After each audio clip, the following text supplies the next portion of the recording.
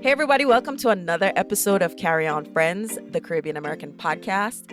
And with me today is Danielle. Danielle, welcome to the podcast. How are you? I'm doing well. Thank you so much for having me on, Carrie Ann. Awesome. So I can't wait to get into it. But first, let's tell the community of friends a little bit about who you are, Caribbean country you represent, and the work you do. My name is Danielle Brown. I was born and raised in East Flatbush, Brooklyn.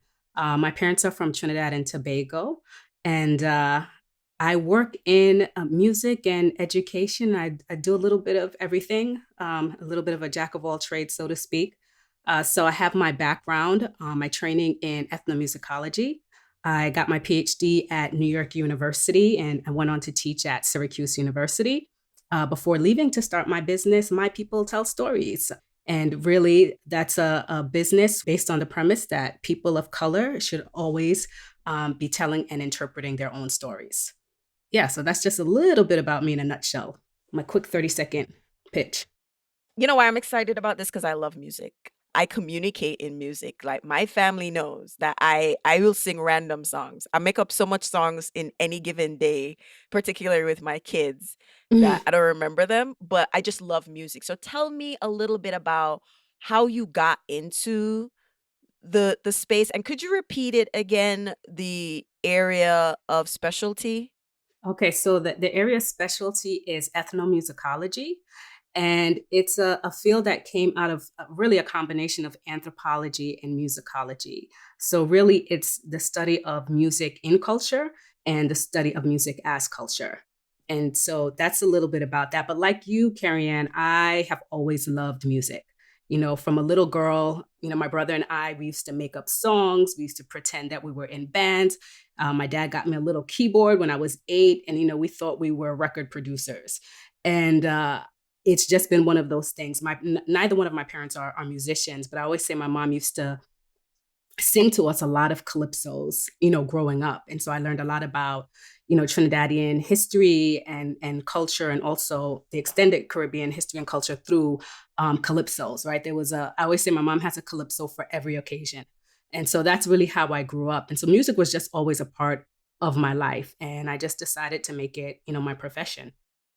Wonderful. So tell me a little bit more about how you decided that this was going to be something that you did professionally, and apply this early experience or exposure to growing up and your mom having a calypso for every occasion to Mhm. real life application. By the way, in a previous life, I would be a music producer. Oh, wow. Hey. Well, you could still do it in this life. Why not? I could, but I don't know. I felt like, what I love about what you're saying is, like, I felt like when I was younger, I didn't see those things as options. You know, Yeah. um when I think of how I use music to make my family happy, Mm. like when I used to make, my playlists, or when I used to, back in Jamaica, record the songs off the radio and hit Yeah. pause when I didn't want to, like how Yep. I would master like the energy and flow of a cassette that I was making, or how I would tap into like all the big people are around. Oh, I know what I'm gonna pull. I'm gonna pull that Ken Booth. I'm gonna pull this, Mm. and just to Mhm. see their reaction. Or my first experience at a music festival, my father took me. So, but I never saw women, even though, Mm. you know, there are women in Jamaican music, and if I listen to a lot of R&B and all of these other music, the first love that I have, I didn't see a lot of women behind the scenes because I didn't see myself as a performer. I saw Right. myself more of a creator first. So maybe when I said another life, it's more of, man, I wish I had this when I was younger. Now I feel like I'm too in my head about it, So that's Mm. kind of why I say another life, because I cannot undo 40 plus years of not seeing a lot of things reflected back on me, even though quietly, I'd be You in the wanted it. basement doing, that type of thing. So that's why. Yeah. I mean, it's a lot. I mean, there's so many different aspects of music, right? So when you were speaking, it sounded to me like you were more coming from like the DJ kind of vein, or like you said, the production side, right? But Yeah. there's so many different types. You know, you have the performers, you have the composers, you have DJs, you have people who do production, you have the arrangers, you have the songwriters. So there's so many different avenues, and I hear you on that because I always say, you know, when I in the next life I'll be a bass player, right? Because you know, I didn't get to learn the bass, but I love the bass. I love the sound of the bass. I love percussion, right?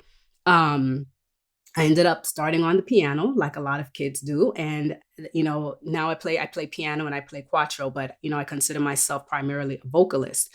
And when I think about a lot of the, especially like the early calypsos, a lot of you know men, and it was very heavily male dominated. You know, soca, a lot of women. You see a lot of women more in soca, but yeah, it's difficult when you don't have those faces that look like you to kind of, you know, inspire you and kind of make you feel more confident to go in a certain scene.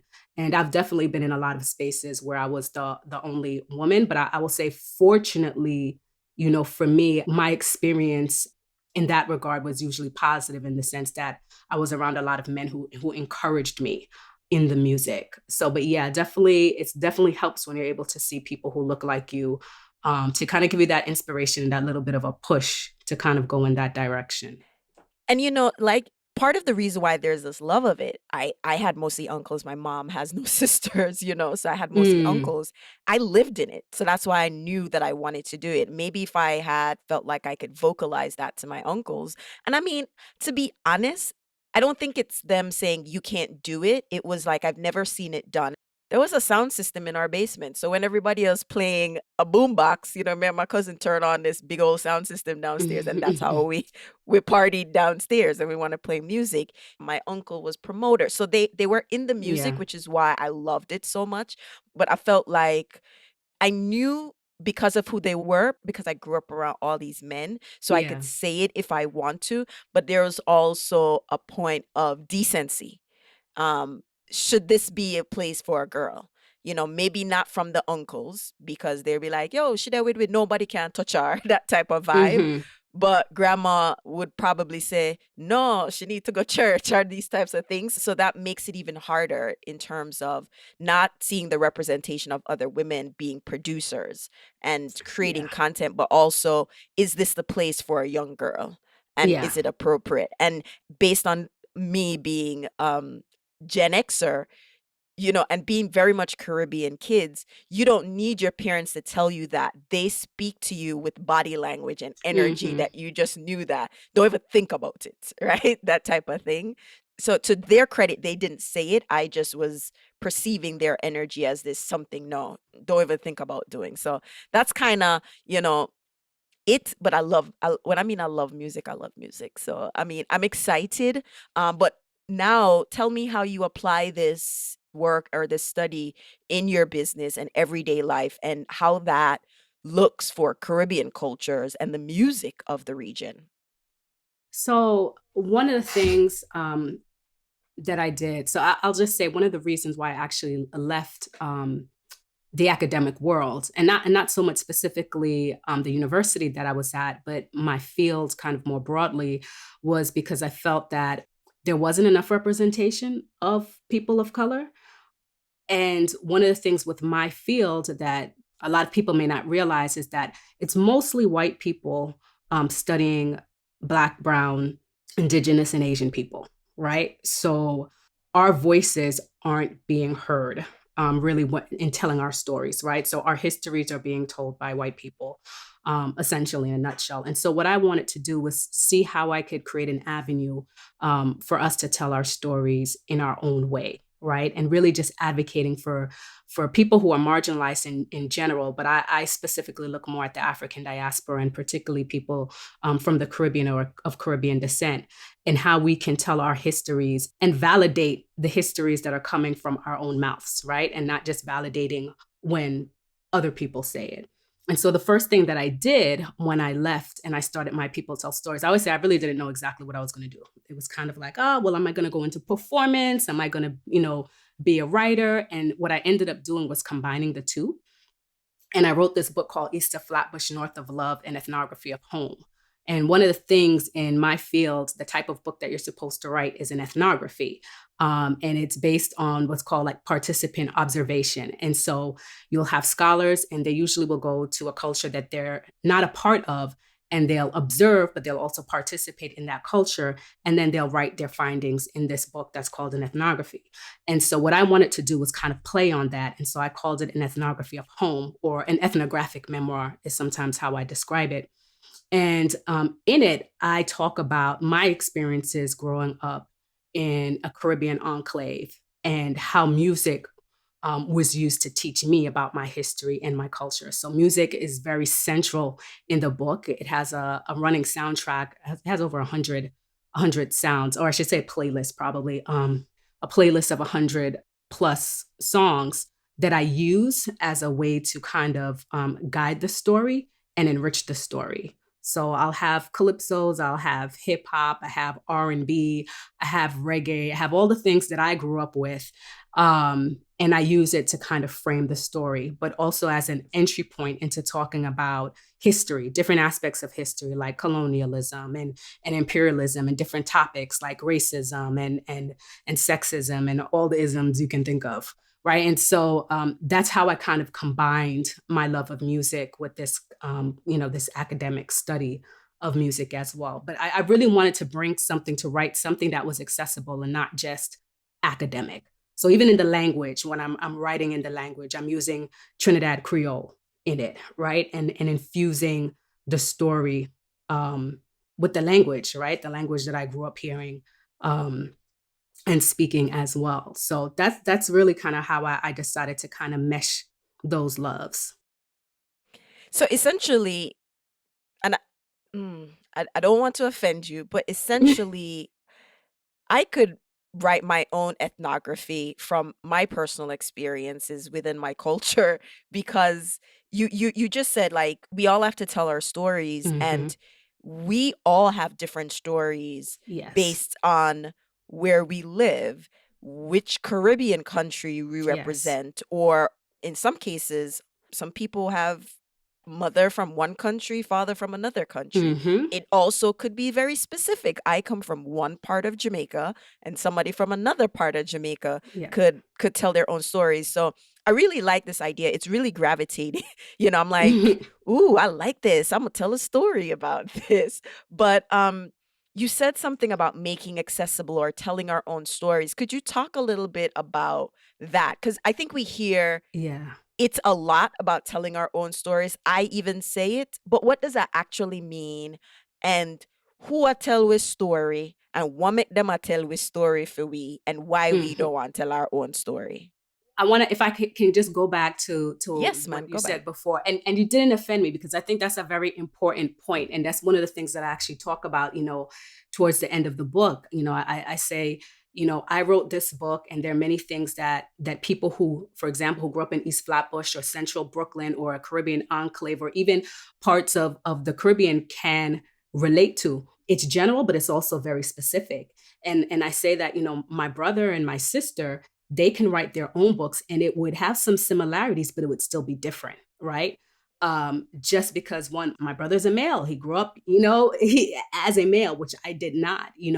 My sister's 14 years younger than me, right? So she has a different experience, just coming up in a different generation. When I grew up, my parents were newly arrived immigrants, right? So we've had different experiences. And so you're so right on that. And I think that's the important thing too, is to recognize where we can make generalizations, but then also remember that everybody has their very own specific story to tell, right? So I want to go back to what you said, and if you could just remind me, sorry, of what you were asking about accessibility. Yes. We talk about telling our own story. So why is it important to tell our own story? Who's telling our story? Why them I tell our own story, and why we should care about telling our own stories? Because I think that's the part that's missing, right? I can tell my own story, but why? Like, but why? And I think for me, curiosity, why are other people studying the culture and telling our own stories? And is it because they tilted a certain way, or they lack a certain level of nuance, or is it because of their position they then have more authority than the actual people of the culture. So just kind of give us some insight as to why it's important for us to tell the stories. Yeah, that's heavy. That's heavy and that's deep. Because there's so many different ways. I'll try not to go down the rabbit hole with this, but Yes. there are many different reasons. I will say, if we're looking at it from a point of view of racism, and this as being a legacy of racism, that's one answer.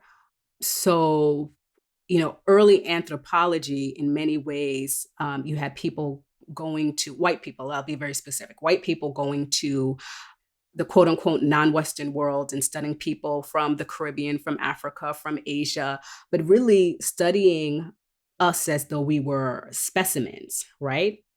Scientific projects. And there's a whole history about that I won't get into. And when you think about it, even my field, it comes out of that legacy, right? This kind of scientific study of Black, Brown, Indigenous, and Asian people. So that's in coming from in terms of historically, it has its roots in that. Nowadays, you have people who they're not mean spirited, they don't have any ill intentions. But the fact of the matter is, my field is, it comes out of the legacy of racism, of slavery, of colonialism, of imperialism, of all of that.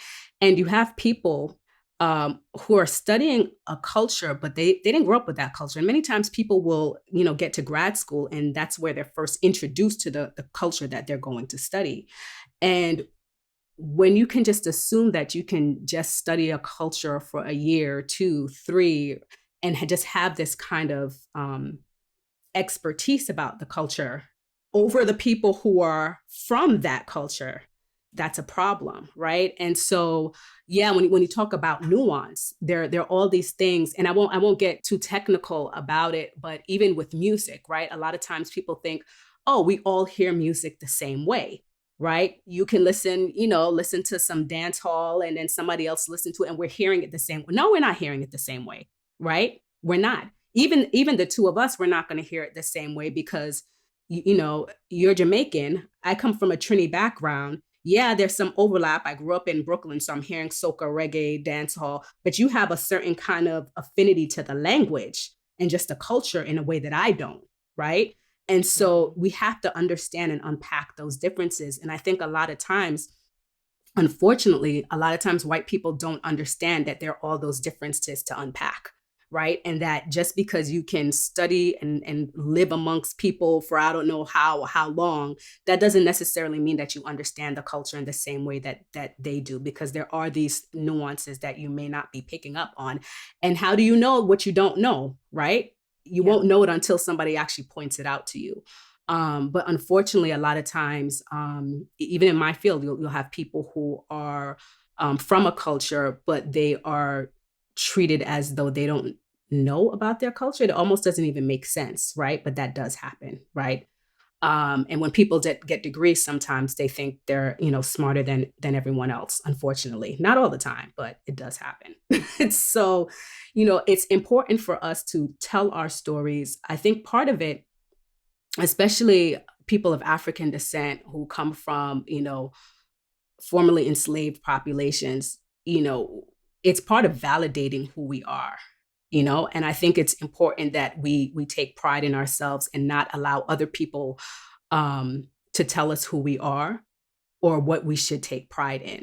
I distinctly remember teaching one time, and this happens very often. And as a Black woman walking into a classroom with Black students, and they think the white person has more credentials than me. The white person is the person that they should be listening to, right? Because there's this thought of the white person being this all-knowing person, right? And I think we need to take responsibility for making sure that we don't allow other people to tell us who we are, right? We have to validate ourselves. And so really the book was about that. For me, it was being able to tell my story, not just talk about the Caribbean, because I could have talked about the Caribbean in a very traditionally academic sense, but I wanted to be able to do it in a way that was reflective of my culture, of my heritage, of being able to use the language that I wanted to use, of being able to incorporate music the way that I wanted to incorporate music in a way that I know my people would understand and be able to appreciate.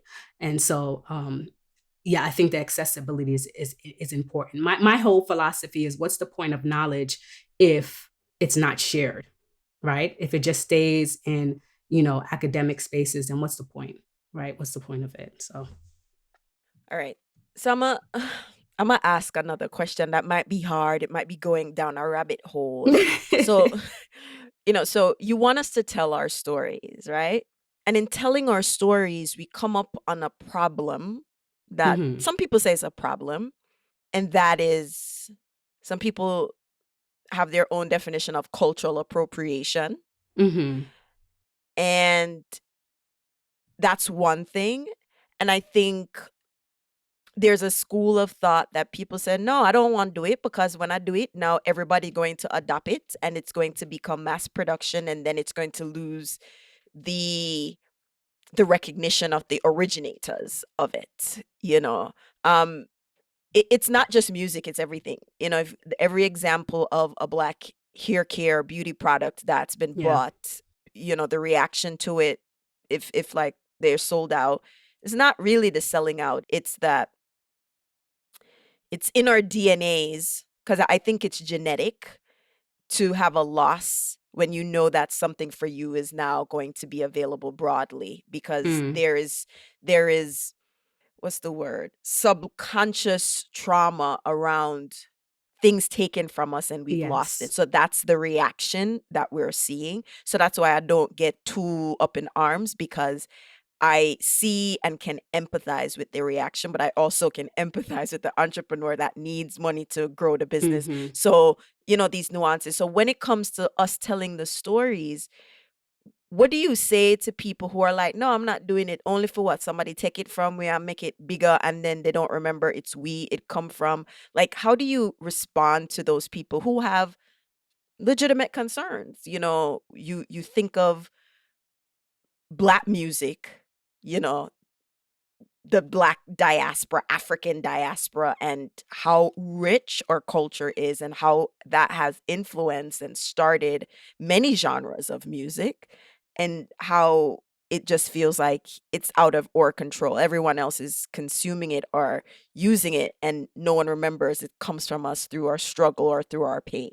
So, what do you say to those who are reluctant to tell stories just because they want to avoid this inevitable path? Well, Carrie Ann, Sorry. Sorry. um, I wish I had an answer for that, but I don't, because it's something that I even struggle with, right?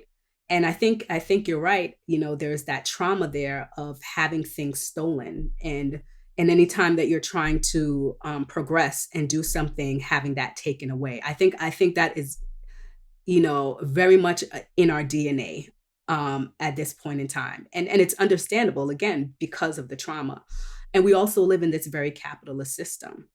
Um, so I think it depends on how you look at it, you know, because there's a way of telling stories that's not necessarily tied up to um, making money and capitalism, right?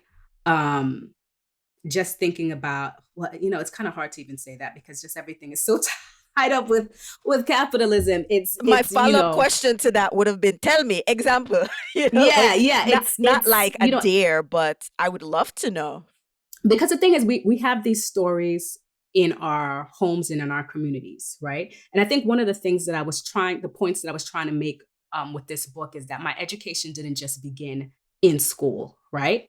It began at home, and it began with my mother telling me about my culture way before I even started studying my culture academically, right? And to value, and it was having pride in valuing what I learned at home as being just as important, if not more so, than what I had learned in school.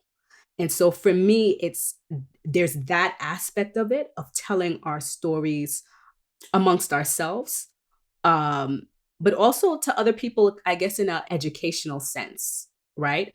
But I don't know. I wish I had the answer to that question. I absolutely don't. It's something that I think about a lot. It's something that bothers me tremendously.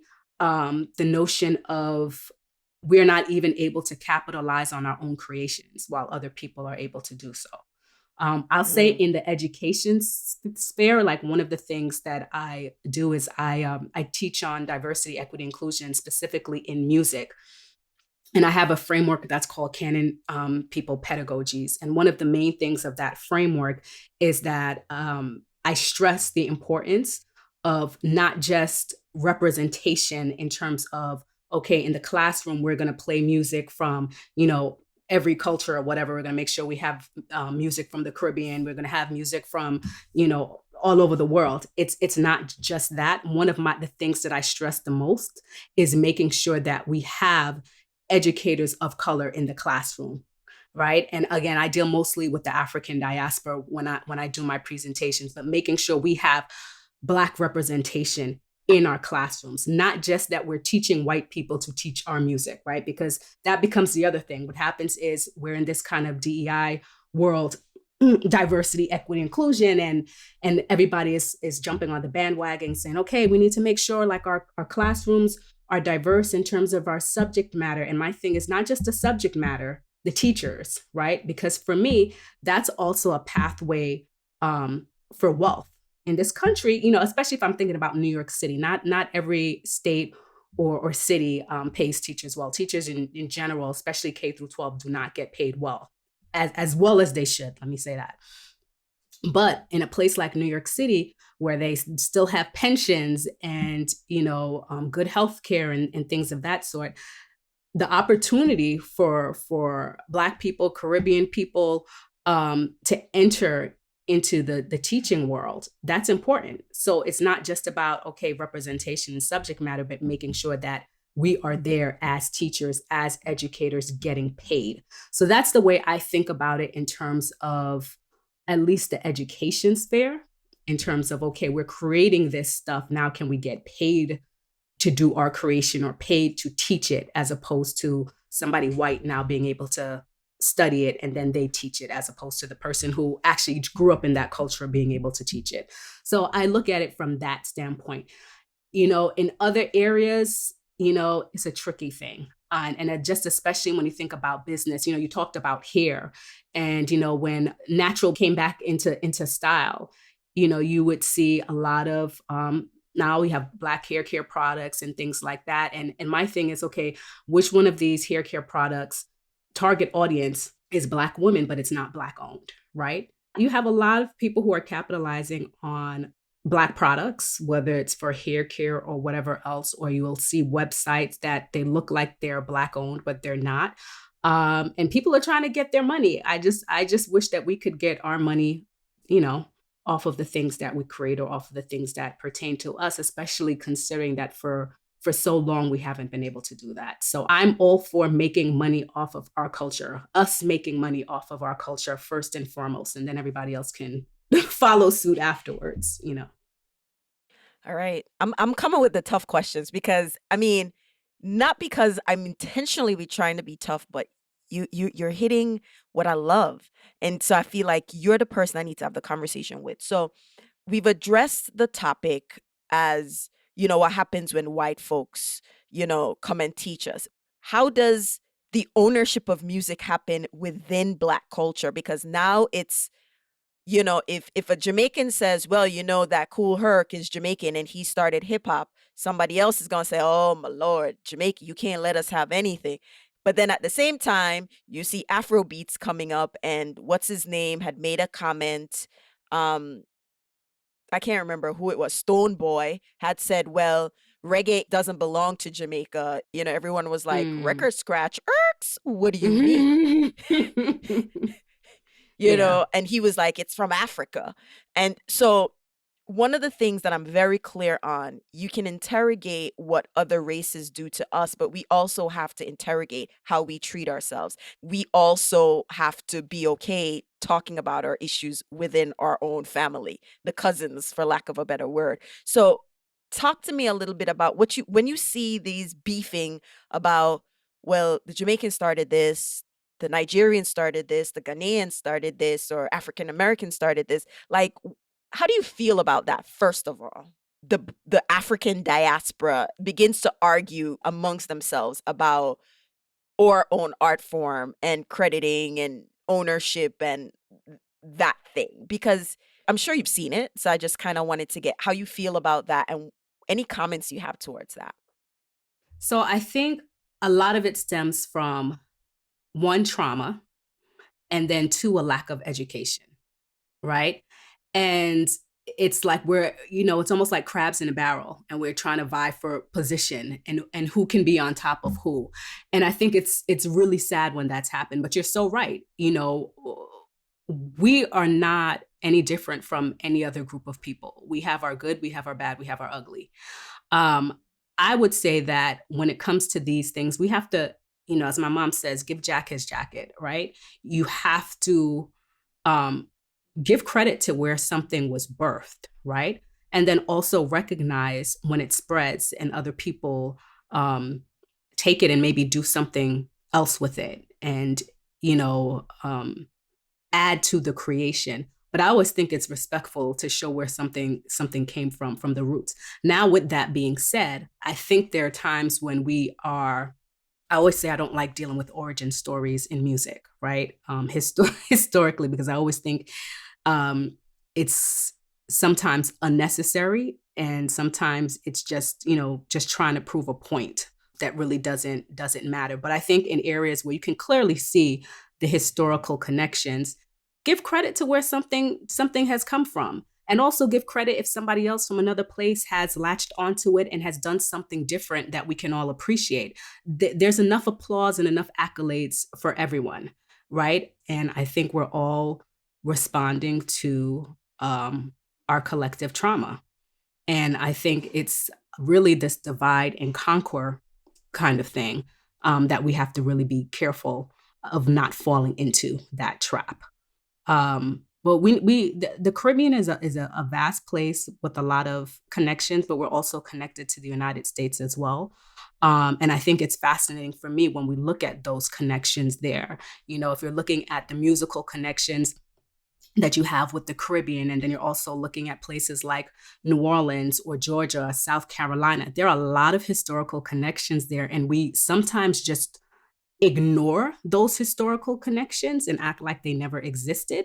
But we've been communicating with each other all the time, and as we say, all we is one family, right? And that's not just the Caribbean. I would say that Black people everywhere. Musically, it's fascinating when you see the connections and how deeply connected we are, and the ways that you can trace that just through music. So again, I think it's trauma, and I think part of breaking out of that trauma is education and also understanding. And so I think it's just, remembering that we come from different places and that those differences are real, but we're also very deeply connected, through our African ties. I agree. Music is, it could bring us together, it could give us so much joy, but at the same time, it can tell such incredibly painful stories. What would you like the audience to take away from this, or maybe what do you want them to go do after they listen to this? Oh, that's a good question. I think what I would want to encourage everyone to do. I know we like to listen to music just because, sometimes just the sounds, the vibrations, they make us feel good. We like to dance, but also just think about the deeper meaning of music and how it does tell a story about what we're experiencing in life. It tells us about the economy, it tells us about history, it tells about relationships. They're touching on all these things, and then also thinking about what it is that you want to see in your world and how music reflects that. This probably a longer discussion too, but I do believe like what you listen to and what you digest orally um, does impact how you feel and how you live your life. And that's probably a whole other discussion to be had about music and healing and music and spirituality. But I think we need to be very careful, especially in this day and age where, the mental health crisis is seemingly at an all-time high of what we're consuming, right? And so I think that's important. But also just being able to recognize that music can tell us history, and you can teach children through music, and just paying attention to that.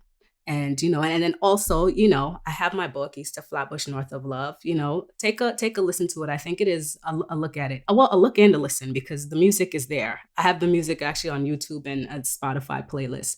But it teaches you, right? It teaches you about history. It teaches you maybe some things about the culture that you're not aware of.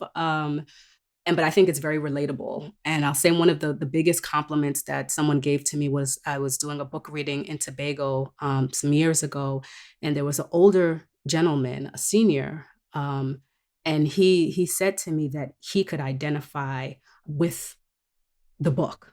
Like, it reminded him of aspects of his childhood in Tobago. And this was a man who lived in Tobago all of his life. It's not like he lived in the United States. And for me, it was just a big compliment that he was able to see himself in the book written by a Caribbean American woman who grew up in the 80s and 90s.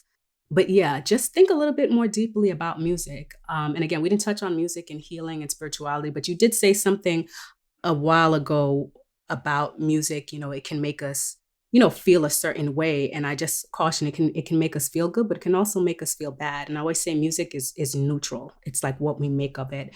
And something that might make one person feel good might make somebody else feel another way. So I just always encourage people to just think about music a little bit more deeply. And maybe that's because I overthink everything. I always say I'm a Libra, so I tend to do that. But yeah, I would leave it there. So why don't you tell the community of friends where to find you on the interwebs? So you can find me. I have social media, although it's not as active. You can find more information about My People Tell Stories and about me and the work that I do at mypeopletellstories.com. You can also purchase the book there. It's the only legit online seller of my East of Flatbush, North of Love, an ethnography of home. And we also have a blog section. You can see my open letter on music studies that talks about some issues of racism in the field. And yeah, so that's you'll also find me on Facebook, on Instagram at My People Tell Stories, also on YouTube, My People Tell Stories.